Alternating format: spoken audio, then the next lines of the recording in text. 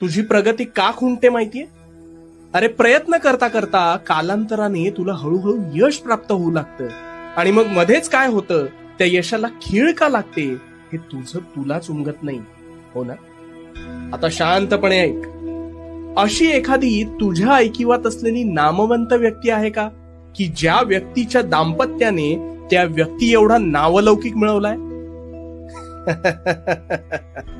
नको विचार करूस. असं होणे आजवर शक्य झालेलं नाही.